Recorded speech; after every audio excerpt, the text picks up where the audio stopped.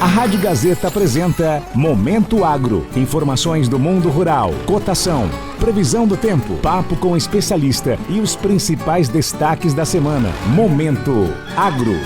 Bom dia para você que acompanha a Rádio Gazeta FM. Bom dia, meu amigo. Bom dia, minha amiga. Eu sou a Rose Ronchetti. E eu sou o amigo Inton José. Está no ar o primeiro episódio de Momento Agro, um programa pensado especialmente para você, produtor ou produtora das regiões Norte e Noroeste do Espírito Santo. Olha, todos os sábados, às 7 da manhã, você confere aqui o Momento Agro. Tem informações atualizadas para as produções capixabas, como a previsão do tempo e detalhes também com relação às cotações. Também vamos trazer a agenda de eventos e histórias inspiradoras de produtores da nossa região. E se você quiser tirar alguma dúvida com o especialista, já fica aí à vontade, tá bom? Entre em contato conosco pelas redes sociais da Rádio Gazeta FM, no @Gazeta FM Norte, ou envie a sua pergunta também para o nosso WhatsApp, 99511-1536. Vamos juntos ficar por dentro de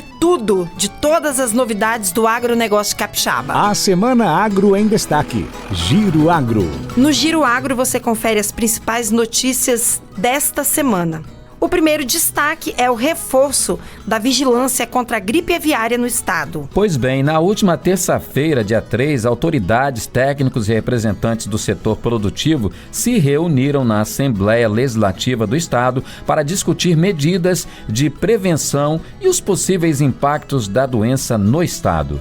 Desde o primeiro foco de H5N1, identificado em uma granja de reprodução no Rio Grande do Sul, em maio deste ano, o estado entrou em estado de alerta. As ações preventivas envolvem orientações simples como manter as aves em galinheiros fechados com tela de até 1 polegada, higienizar os coxos regularmente, armazenar água e ração em locais limpos e protegidos de aves silvestres, fornecer água de boa qualidade e adotar controle sistemático de pragas. A Secretaria Estadual de Agricultura, em parceria com o Instituto de Defesa Agropecuária e Florestal, o IDAF e outras instituições, seguem implementando medidas de vigilância e conscientização junto aos produtores, em parceria com o Ministério da Agricultura.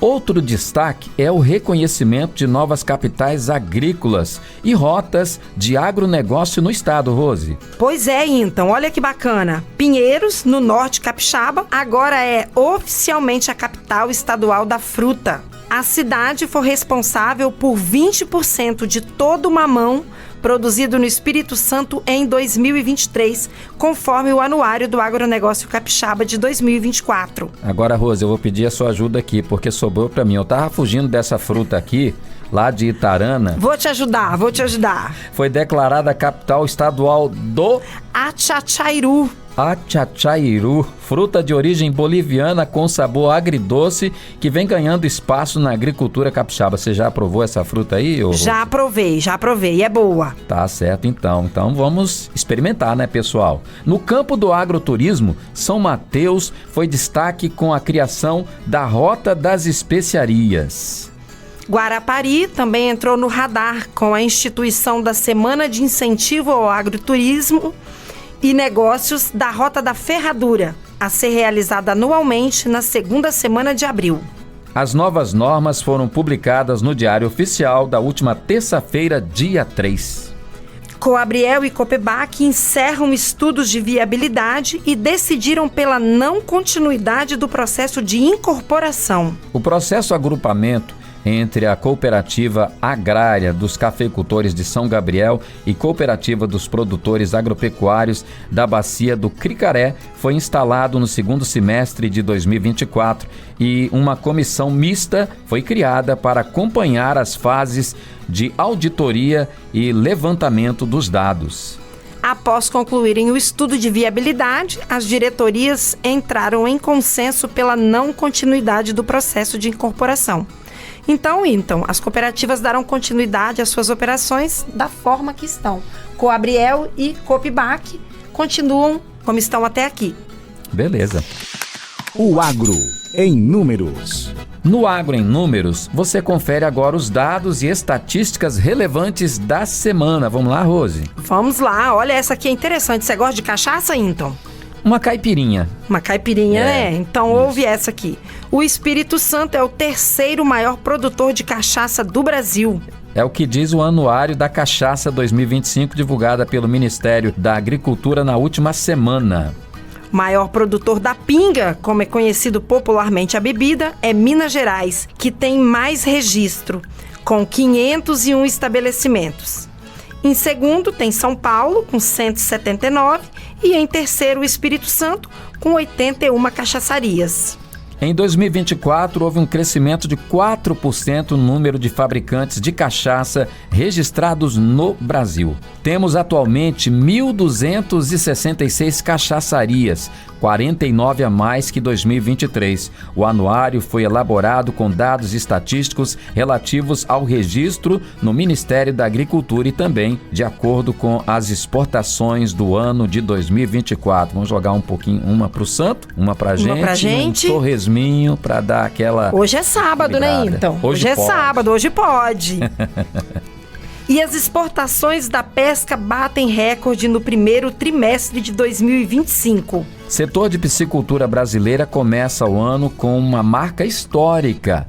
O maior valor já registrado em exportações para um trimestre entre janeiro e março de 2025, o país exportou 18 milhões e 500 mil dólares em pescado de cultivo, um crescimento de 112% em relação ao mesmo período de 2024. Também houve aí, Rose, um salto no volume exportado que atingiu 3.938 toneladas, uma alta de 89%. Exato. E a maior estrela deste crescimento é uma grande conhecida na nossa região, a tilápia. Linhares é, inclusive, o maior produtor dessa espécie. Você sabia, então? Tô sabendo agora. É importante porque é um peixe muito gostoso, saboroso, né? A tilápia segue liderando aí com folga as exportações da piscicultura brasileira. No primeiro trimestre de 2025, a espécie representou 92% de todo o valor exportado pelo setor, em comparação com o mesmo período de 2024, um crescimento que foi de 105%. Em volume, foram exportadas mais de 3.455 toneladas de tilápia. E aí, olha que interessante essa comparação, então. É o equivalente a cerca de 72 mil carrinhos de supermercado cheios de peixe. É muita coisa, hein? Considerando uma média de 50 quilos por carrinho. Caramba! Haja tilápia. Pergunte ao especialista. No quadro Pergunte ao Especialista, você ouvinte pode tirar suas dúvidas pelo @Gazeta FM e também pelo WhatsApp 995 11 1536. E a pergunta de hoje, então, é justamente sobre um assunto que nós falamos no início do programa. Nós vamos responder uma dúvida da Dona Rosa de Linhares, que quer saber como acontece a contaminação da gripe aviária em humanos.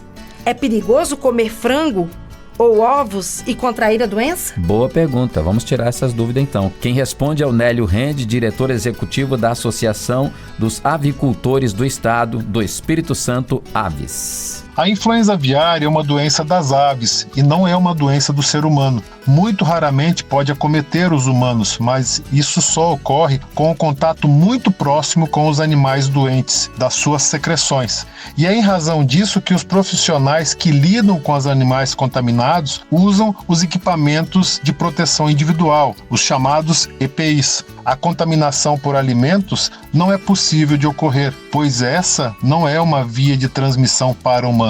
Além disso, o produto já foi devidamente processado e preparado. Vale lembrar ainda que todo e qualquer produto de origem animal deve passar pelo serviço de inspeção oficial. Isso assegura a qualidade e dá segurança alimentar para o consumidor. Então, é importante que o consumidor fique atento a esse aspecto. Quanto aos cuidados ainda, a nossa orientação à população é que se alguma pessoa encontrar uma ave silvestre ou até de subsistência com comportamentos anormais, andar cambaleante, dificuldade respiratória, não consegue voar ou outros comportamentos estranhos, que essa pessoa procure ou comunique o Serviço Veterinário Oficial, no caso o IDAF, e que não tenha contato direto com essa ave. Obrigada, Nélio, pelos esclarecimentos. E você de casa, quer tirar suas dúvidas também? Tem alguma dúvida? Mande pra gente pelo WhatsApp da Gazeta, 995111536, nas redes sociais, no nosso Instagram, @GazetaFMNorte. Você está ouvindo Momento Agro.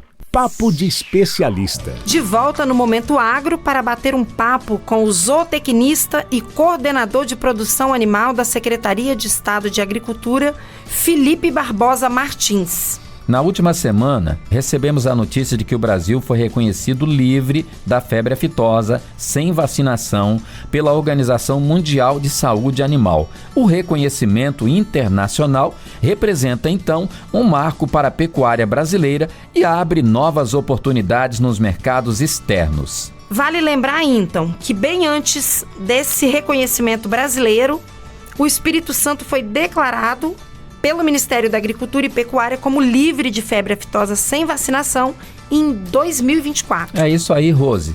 Agora, Felipe, como você avalia essa conquista? Essa conquista é fruto de um esforço coletivo entre vários atores da cadeia da pecuária aqui no Brasil, especialmente aqui no Espírito Santo, né? A gente pode citar o IDAF, que faz a defesa sanitária, a Federação da Agricultura, o Senar, o Incaper, as cooperativas, as empresas privadas. É um esforço coletivo que foi realizado para que esse reconhecimento aí, depois de várias décadas, voltasse. Então, assim, é motivo de alegria para o governo do estado, é motivo de alegria para todos os pecuaristas, pois não precisam mais vacinar os seus animais de uma doença que a gente erradicou aqui. Então, esse reconhecimento, ele reforça ainda que nós estamos no caminho certo. E assim, os vários profissionais que já passaram já por todos esses órgãos, eles também foram responsáveis, pois lá atrás, algumas décadas, quando aconteceu no Brasil o caso de febre aftosa, eles foram responsáveis por estar no fronte, tá, dessa guerra, uma guerra sanitária que, graças a Deus, a gente conseguiu vencer e ser reconhecido agora nesse ano de 2025. Certo. O que significa este reconhecimento, Felipe, para a pecuária do nosso país?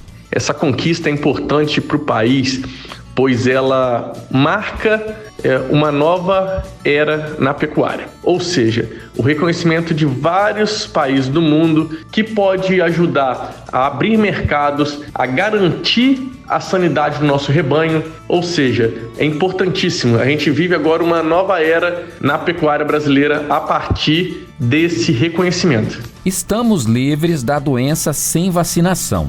E agora, Felipe, como os produtores farão o controle sanitário do rebanho? A vacinação, ela acabou a obrigatoriedade, mas nós da Defesa Sanitária Animal, nós continuamos com as ações para que não somente a febre aftosa, mas outras zoonoses não atingem nossos rebanhos. Então, nos meses de maio e junho, o IDAF ele faz a atualização cadastral. Ou seja, o produtor tem que informar ao órgão todos os seus animais, seja de produção ou de subsistência, para que tenhamos o controle, para que a gente tenha essa vigilância para controlar a saúde do nosso rebanho. O que será feito no Espírito Santo para continuar garantindo que o Estado não volte a registrar casos da doença? O Espírito Santo ele é referência nacional quando se trata de defesa sanitária animal. Nós temos aqui o IDAF, onde temos profissionais capacitados, temos estrutura em todos os municípios para garantir a sanidade do nosso rebanho. Nós temos referência em produção de ovos, produção de carne. Então, assim, nós temos que sempre estar mostrando ao produtor a importância da vacinação de outras doenças, o controle também de algumas. Então, assim, nós temos todo esse envolvimento com o produtor. Isso garante com que nós tornássemos referências em várias produções animais aqui no Espírito Santo. Então, assim, o produtor ele tem que continuar aliado do IDAF para que outras conquistas cheguem. Então, assim, o Espírito Santo, ele, nessa referência, ele é importantíssimo para esse reconhecimento aí. É importante reforçar que a atualização cadastral é uma ação pós esse reconhecimento da área livre de vacinação. Ela não somente está atrelada à febre aftosa, mas também a outras zoonoses. Importante falar isso porque zoonose é uma doença que acomete os animais e pode ser transmitida para o ser humano. Então, o órgão de defesa, que é o IDAF, ele garante a sanidade dos animais e da população capixaba. E o produtor, né, que já é parceiro do IDAF, ele tem que continuar fazendo essas atualizações para que outros reconhecimentos possam chegar.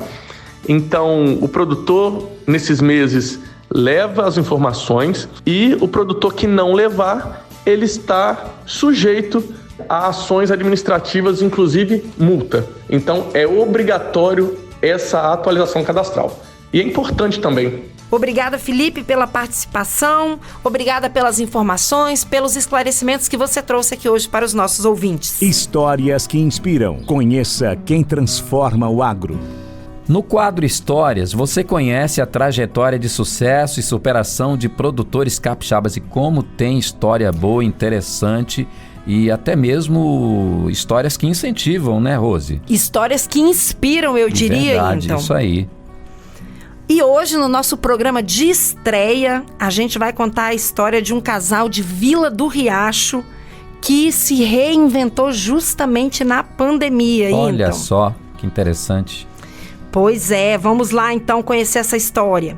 Que a Covid-19 foi um desafio para o mundo todo, a gente não tem nenhuma dúvida, não é mesmo, então? De forma alguma. Pois é.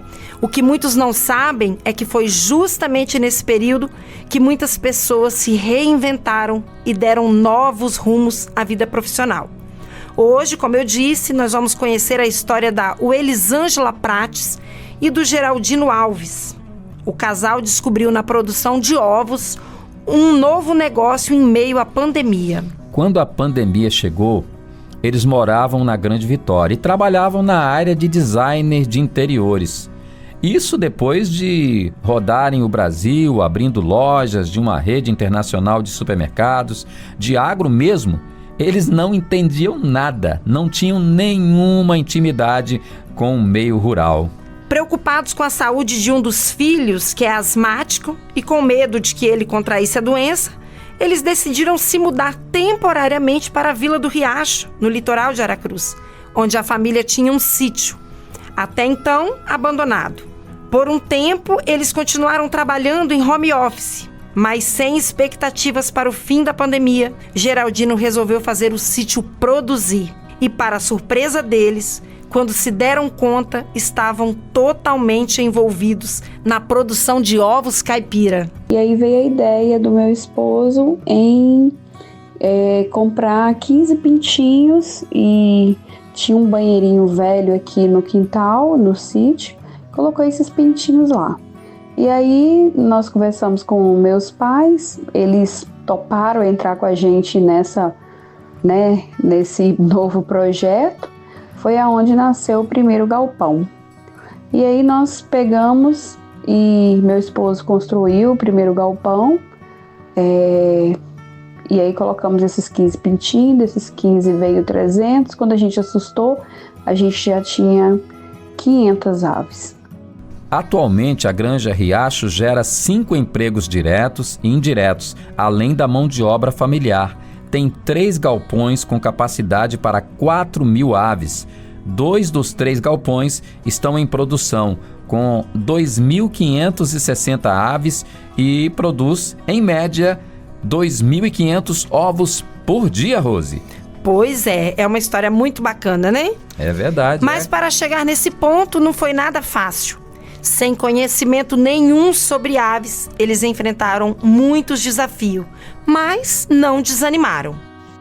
Não somos produtores raízes, passamos por muitos desafios, porque a gente tinha aquela visão que criar galinha era como a vovó lá na fazenda, lá no sítio, que a gente ia para lá, via ela jogando resto de comida, casca de verdura. E assim, não tem nada a ver com isso quando você se propõe a criar profissionalmente. As coisas é muito além que isso, muito além disso, entendeu? Então, assim, a gente tomou um baque depois porque nós entramos no negócio sem estudar, sem entender sobre a avicultura. Então, assim, foi um desafio enorme. Até a gente, assim, se acertar, a gente tomou muitos prejuízos, tivemos muitas dores de cabeça, né? Porque você mexer com um animal não é tão simples assim. É aquela história, né, Rose? A necessidade faz o gato pular. Apaixonados pelo trabalho que estão realizando, a família pensa em expandir agora com base nos conceitos de sustentabilidade, respeitando o meio ambiente, as pessoas e o bem-estar animal. Então, assim, eu e meu esposo, meus pais, meus filhos, hoje a gente tem uma consciência que a natureza ela precisa de ser respeitada e que nós, seres humanos, tem que ter limite. Entendeu? Então hoje a gente trabalha com uma política assim de extrair o melhor que a natureza nos dá, mas respeitá-la. Hoje a nossa base é respeito aos animais, bem-estar animal, né? E bem-estar dos nossos colaboradores. Então a gente está com essa base, sabe, para trabalhar. A área que nós temos aqui hoje do sítio era uma área que o primeiro proprietário, ele extraía areia e depois ele começou a colocar boi de engorda para corte. Então, assim, era uma área de pastagem, não tinha árvore nenhuma, era uma área que tinha sido desmatada. Então, hoje a gente está reflorestando, né? Lógico que a gente sabe que não é de um dia para a noite que uma árvore cresce, mas já tem aí 5 anos que a gente está fazendo esse processo. Então, assim, a gente já está colhendo os frutos de ver as árvores crescendo e daqui uns dias eu tenho certeza que a gente vai conseguir novamente reflorestar e trazer um bem-estar para nossas aves, né? E melhorar a questão de temperatura. E é isso. É hora da agenda do produtor. Vamos aos destaques de eventos desta semana. Está aberta a temporada de concursos de café de qualidade. Vários municípios estão com inscrições abertas. Entre eles, Rose. Pois é, então, vamos começar por Rio Bananal. O 5º concurso de qualidade de café Conilon do município está com inscrições abertas até o próximo dia 31 de julho. As inscrições podem ser feitas no escritório do Incapé, que fica na Avenida 14 de Setembro, número 867, no centro do município. Em Sooretama tem o 6º concurso de qualidade de café Conilon. As inscrições podem ser feitas até 30 de agosto. Os produtores interessados devem comparecer à sede da Secretaria de Agricultura ou ao escritório do Incapé para realizar a pré-inscrição. Ambos na Rua Basílio Serre, número 44. E no Noroeste também tem município com inscrições abertas para concurso de qualidade de cafés especiais. O município de Alto Rio Novo também está com inscrições abertas. Por lá, acontece a 3ª premiação de cafés especiais do município. O concurso contempla 3 categorias: canéforas, arábica e zanzibagaba, categoria exclusiva para mulheres produtoras de conilon.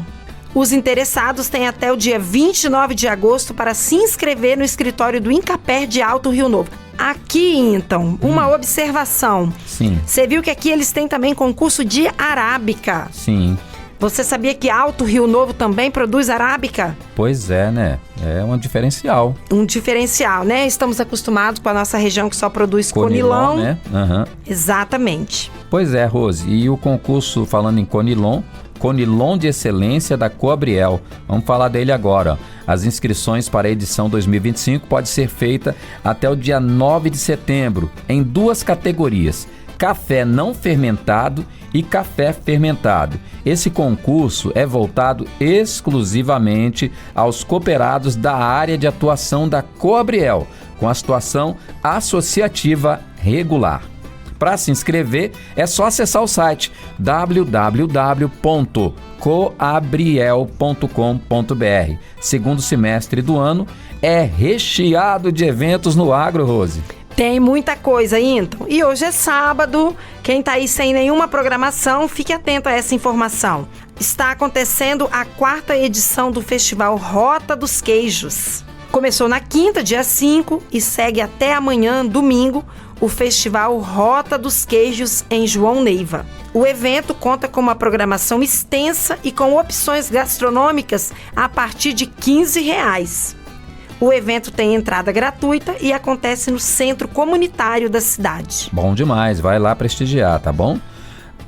Evento Sustentabilidade Brasil. Terá inúmeras palestras, mesa redonda, debates com foco na sustentabilidade do agronegócio capixaba e brasileiro. Já na próxima semana, de 11 a 14 de junho, na Praça do Papa, vai ser lá na capital Vitória. A programação pode ser acessada no site sustentabilidadebrasil.com. Vou repetir, sustentabilidadebrasil.com. Nos próximos programas, vamos trazer para vocês as agendas de feiras e vem muito evento bacana por aí. É só ficar ligado e conferir. Coloca aí na sua agenda para não perder nadinha. Essa foi a agenda do produtor. Agora nós vamos para um rápido intervalo e voltamos já já. Vamos tomar um cafezinho. Todo sábado você ouve das 7 às 8 da manhã. Momento Agro, aqui na Rádio Gazeta. Rádio Gazeta. Você está ouvindo Momento Agro. Em busca do carbono zero na cafeicultura, há 9 anos o produtor rural Tiago Camilete, de Córrego Patioba, em Soretama, iniciou uma verdadeira revolução no cultivo do café Conilon em busca de uma agricultura sustentável e regenerativa. As mudanças tiveram início quando o produtor resolveu testar capim braquiária entre as carreiras de café. Com o capim, Camilete zerou o uso de glifosato para a limpeza da roça, reduziu em 80% o uso de herbicida para controle de pragas e só faz pulverização com produtos biológicos. Além de cuidar da natureza, economia para o bolso, né? Na adubação, o produtor utiliza cerca de 60% de biofertilizante orgânico e apenas 40% de adubação química. Todas essas mudanças permitiram a redução dos custos de produção em cerca de 30%. Na realidade, foi um projeto, né, que a Nestlé apresentou para a gente em 2016, no qual tinha o tema de sustentabilidade. A gente nunca tinha ouvido falar, né, de sustentabilidade. Escutou falar de sustentabilidade foi no período de 2016, né? E foi um projeto que me interessou muito, né? E a gente começou a iniciar o trabalho naquela época. Agora, a busca de Tiago é pelo carbono neutro na propriedade. No final de 2023, Camilete deu início à implantação do projeto de agrofloresta em suas lavouras. Cerca de 1,5 hectares já recebeu mudas de espécies como fedegoso, ingá, fedegozinho e erva baleeira. A previsão é chegar ao final deste ano com 100% das suas lavouras no sistema agroflorestal.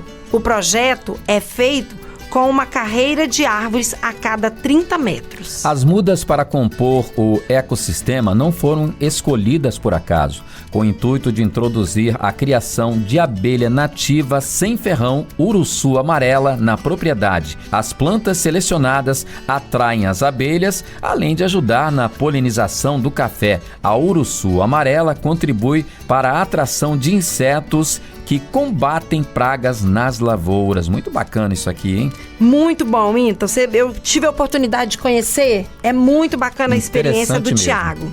No início de 2024, o produtor deu início a mais um projeto pioneiro e inovador, o mix de cobertura.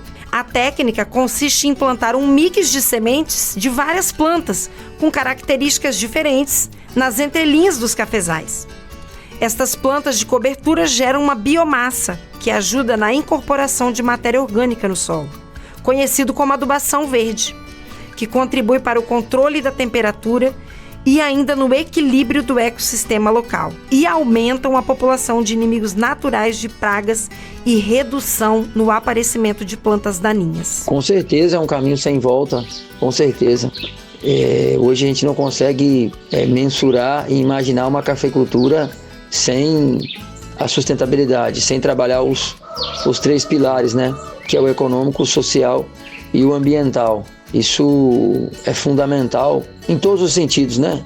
Hoje, não só na cafeicultura, como em todos os segmentos produtivos, hoje não dá mais para você trabalhar sem ter um sistema sustentável, né? A gente tem que sempre se preparar, né? A gente não consegue evitar algumas questões que acontecem, né? Como a questão climática, mas você se prepara para poder minimizar o impacto, né? Então, a sustentabilidade é fundamental, ela te prepara para as crises que poderão vir, né, no longo dos anos aí. Entusiasmado com os resultados e convicto de que esse é o caminho, com certeza esse é o caminho, meu amigo. Caminho para a agricultura e tantas outras formas de trabalhar de uma maneira consciente. Tiago deixa um recado para os produtores que estão na dúvida se iniciam essa transformação na sua lavoura e para os que já tomaram então essa decisão, né, Tiago? Primeiro eu daria os parabéns para essa pessoa, né, porque não é fácil, não é rápido, né? Hoje, para você dizer que você tem uma propriedade sustentável aí, dependendo do modelo que é administrado, a propriedade demora em torno de 2 até 5 anos para você dizer que você realmente tem uma propriedade sustentável. Então não é fácil, mas é necessário sim. Isso aí te dá mais confiança, te dá mais credibilidade no mercado, né? Tanto no mercado de comércio, né? Hoje nós temos as nossas certificações aí, né, que nos permite atender o mercado europeu, né, com os cafés. Claro que a gente não consegue diretamente estar fornecendo esses cafés, mas o nosso produto ele é levado para esse mercado, que é um mercado que é muito exigente, né? Então te abre muitas portas, te dá mais confiança em trabalhar, né? Eu aconselho e entendo que no futuro próximo aí nós vamos ter todas as propriedades sustentáveis. Realmente um bom exemplo, não é mesmo, Rose? De que é possível produzir com sustentabilidade. Parabéns aí ao Tiago, à sua família pela trajetória e que eles sirvam realmente de inspiração para os outros produtores também. Tecnoagro, inovação no campo. Pesquisa inédita mostra o potencial do tutor vivo para cultivo de pimenta do reino.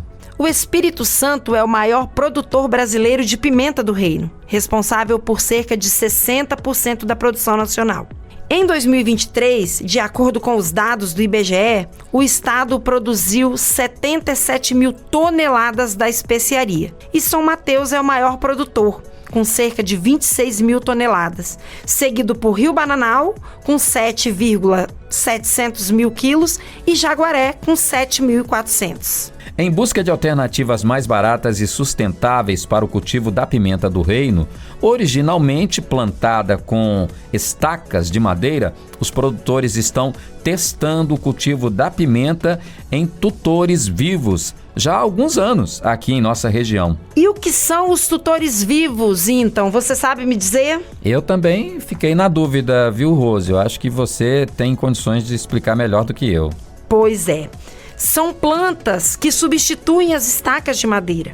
Alguns produtores usam o ninho indiano, a glicerídea e a moringa. Mas será que funciona, Rose? Funciona, então. Eu já vi funcionando, tá? Dá certo plantar a pimenta usando essas plantas como suporte ao invés das estacas que tradicionalmente o pessoal usa? E qual seria o melhor tutor? Pois é, foi justamente em busca dessas respostas que em 2023 o engenheiro agrônomo, doutor em engenharia da agricultura pela Unesp, Vailson Zancanella Quartesani, iniciou uma pesquisa.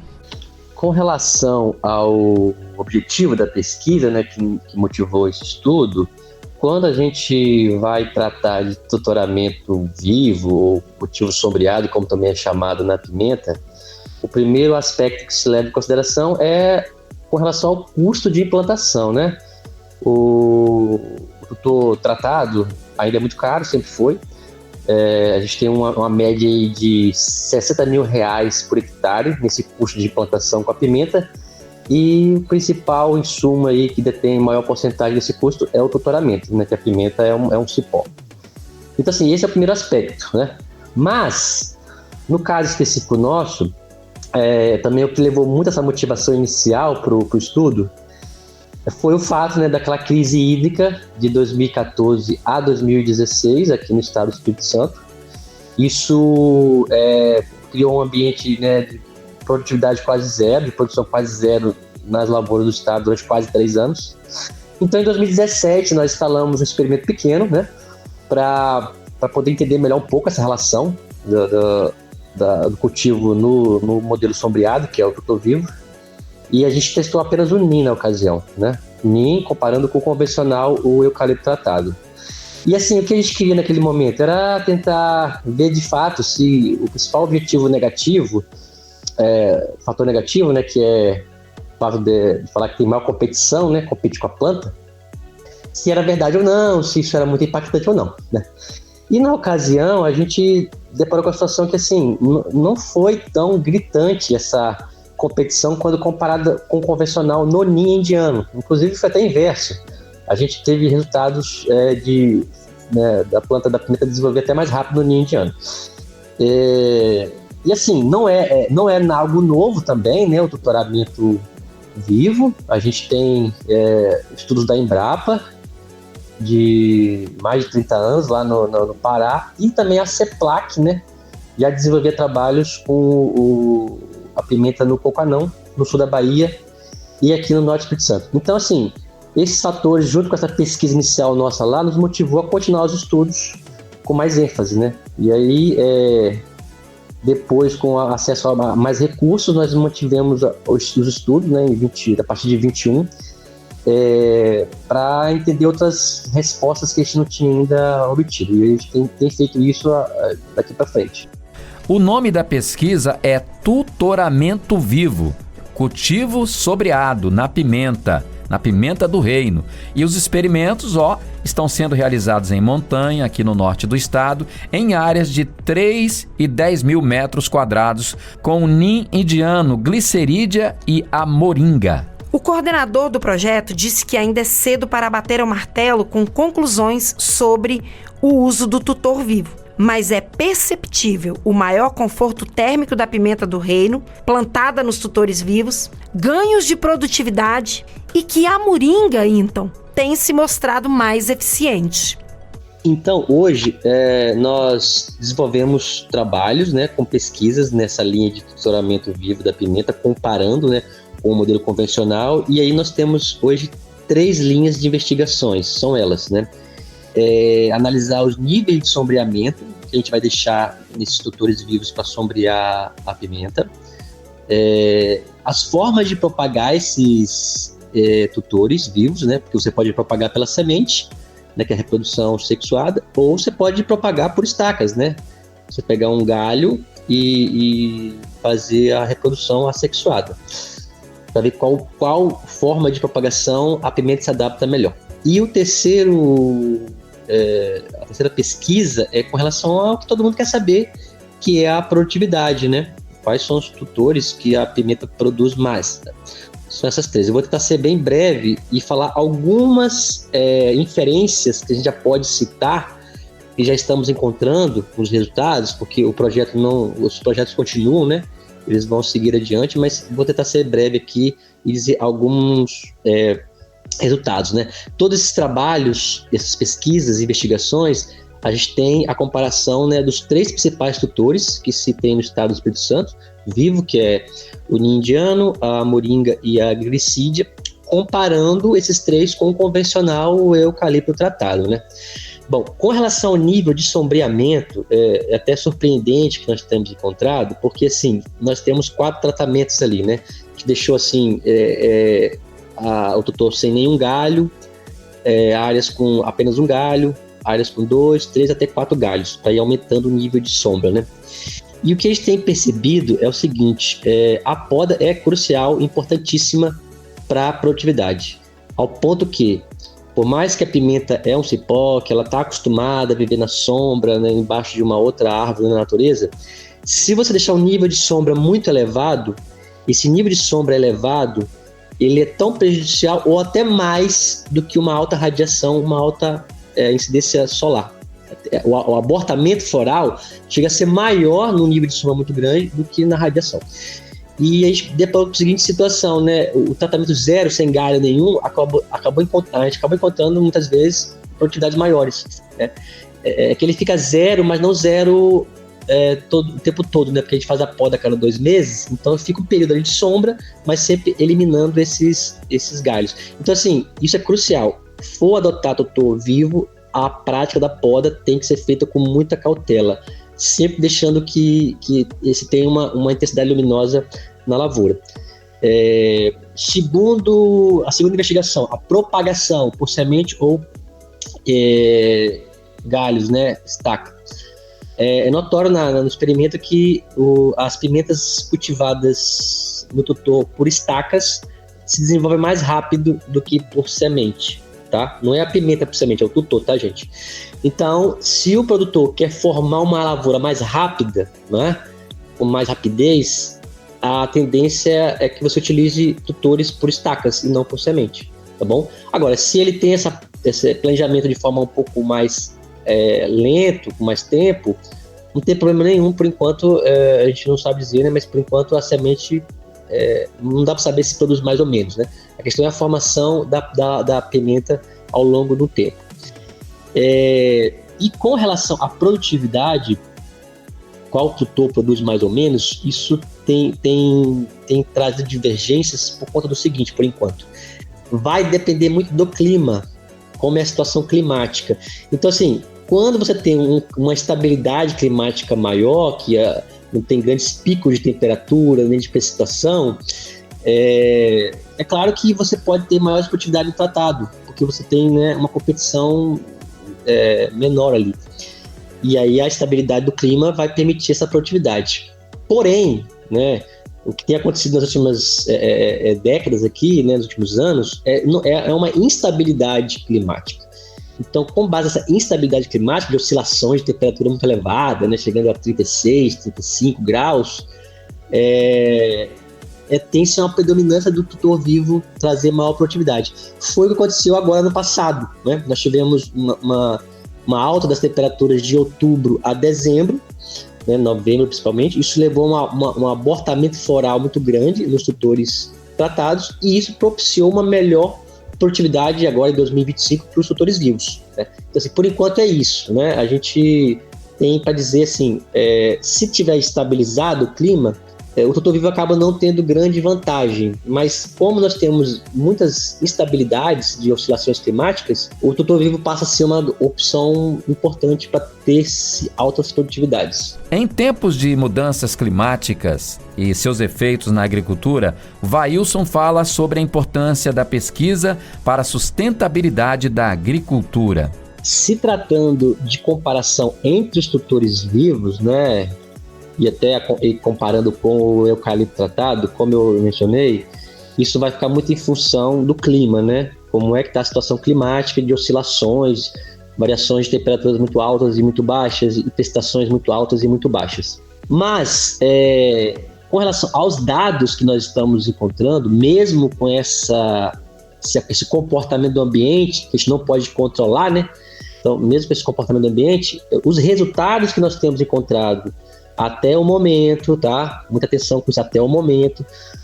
São 2 anos de produtividades levantados, né? Não é o suficiente estatisticamente para bater o martelo, mas nesses 2 anos, com essas variações que nós tivemos no clima, nós encontramos até então melhores produtividades numa ordem aí, né, decrescente, ou seja, do maior para o menor. Somando as 2 produtividades, nós encontramos maiores valores para a moringa, né? Então, entre os tutores vivos até então, tá, gente? Cuidado aí, mas até então, a moringa tem apresentado as maiores produtividades, seguido da glericídia, tá? Superiores, inclusive, ao eucalipto tratado, tá bom? E ficando por último, o ninho indiano, tá bom? Essa é os nossos dados de produtividade até o momento, mas para ter uma garantia estatística, a gente precisa ter mais anos de amostragem dessa produtividade, tá bom? Mas por enquanto a gente pode afirmar isso. Nesses 2 anos, até então, a moringa tem apresentado as maiores produtividades. Vamos aguardar aí, então, né, as conclusões desse estudo para ver o que ele nos diz sobre essa tecnologia que vem sendo usado no cultivo da pimenta do reino no estado. A importância dessa pesquisa, né, dessas pesquisas com tutoramento vivo ou cultivo sombreado, né, é crucial, é fundamental, frente ao que a gente tem encontrado em relação ao clima. Ao ponto que, para que o produtor ele possa ter uma maior estabilidade de produção de um ano para o outro, já que esse aspecto climático está fora do alcance do produtor de controlar, né? Nós não temos lavouras cultivadas em cultivo protegido, né, em estrufas, ele fica a céu aberto, então o produtor não controla essas variações climáticas. Então, assim, um dos utensílios que ele pode utilizar hoje já para ter essa estabilidade de produtividade é o cultivo sombreado, né, tutor vivo, que ele vai ter uma maior certeza, uma maior probabilidade de ter a sua média de produtividade ano após ano, né, porque ele pode regular essa entrada de luz e regular essa oscilação de temperatura. Então, assim, é total, né, essa importância para continuar tendo essas produtividades mantidas. E volto a frisar, caso você tenha uma estabilidade de ano após ano do clima, já não passa a ter tanta importância. A importância aí vai estar atrelada a outros fatores, né? Que não é só o clima. Aí você tem a questão da durabilidade das lavouras, que são maiores, né? No tutoramento vivo, você tem lavouras durando mais tempo, né? De vida, produzindo. Você tem esse custo de implantação menor. Você tem a questão do conforto térmico para manejo, você tem menor incidência de ervas daninhas na entrelinha, menor ocorrência de pragas e doenças. Então, tem outros aspectos também que podem ser levados em consideração, que são importantíssimos, utilizando o tutor vivo, mas lógico, claro que o principal é com relação ao aspecto climático, né? Que todo mundo acaba ficando mais voltado por conta de ter maiores produtividades. Agroturismo, gastronomia e cultura rural. Família de Alto Rio Novo transforma sítio em empreendimento rural. Conhece Alto Rio Novo, então? Não conheço, Rose. Nosso estado é tão pequenininho e eu conheço pouco. Alto Rio Novo fica no noroeste do estado. Um município de base rural focada principalmente na produção de café, conilon e arábica. E é neste cenário que a Ana Cláudia Cremasco e o marido, Moisés Cremasco, resolveram comprar um sítio. A ideia deles era apenas ter um espaço de lazer para a família. Mas não foi bem isso que aconteceu. Moisés e Ana Cláudia transformaram o local em empreendimento turístico rural. Isso aqui é muito bacana e dá certo. O sítio Roda d'Água, que fica em córrego Água Limpa, no interior do município, foi todo modificado, Rose. Então, a ideia de trabalhar com agroturismo, né, surgiu com a criação do espaço, né? Foi vindo, as ideias foram aparecendo, né? De repente a gente via que o sítio tinha potencial, mas a gente não sabia, né, o alcance, o que a gente poderia fazer. Então nós fizemos um plano de negócios com o Sebrae e aí, né, começamos a pensar mais fora da caixa, né? Como dizia nosso consultor.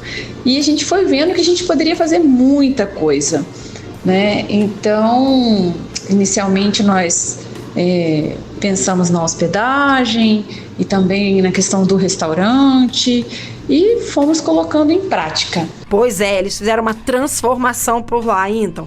A casa antiga do caseiro foi transformada em suítes. A tulha, que eles guardavam café, virou salão de jogos. A varanda da casa principal virou um restaurante e um salão de festa.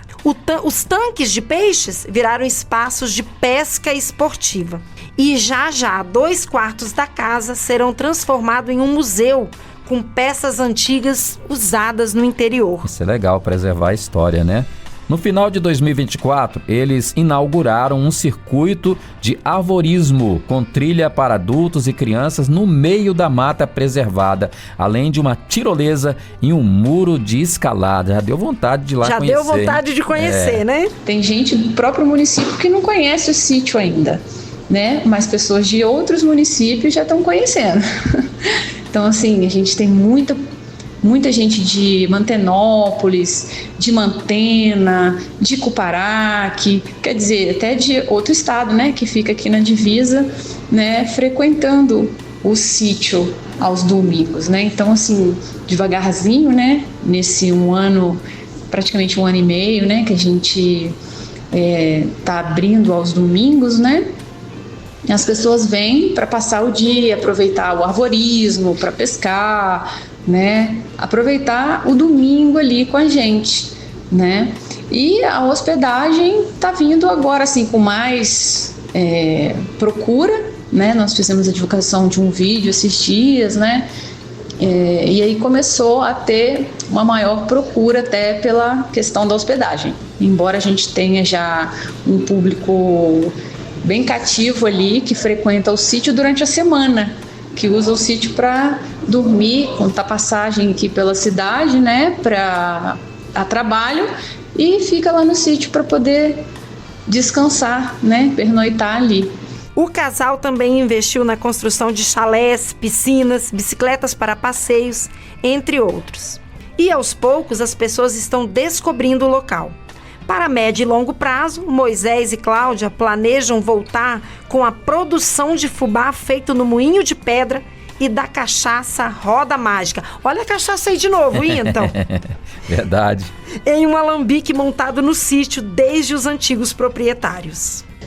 As pessoas estão procurando, né, locais assim igual o sítio para poder descansar, espairecer, né, porque tá em meio à natureza, né, é um lugar diferente, que as pessoas estão vivendo nas cidades, é tudo muito corrido, né, trânsito e aquela loucura da nossa vida, correria, e ali você chega ali, é um lugar assim, você sente paz, né? Você tá em meio à natureza, tem muita água, a gente já tem uns patinhos lá, devagarzinho a gente tá colocando, né? Alguns bichinhos e tentando fazer alguma coisa diferente, né? Então, assim, é um lugar aconchegante, de paz, do interior, né? O ambiente é totalmente diferente de quem vive nessa correria da cidade. Muitos hóspedes que passam por ali, mesmo durante a semana, adoram e falam assim, não, vou voltar aqui no fim de semana para aproveitar, ou então já tem hóspedes que já olha na rede social e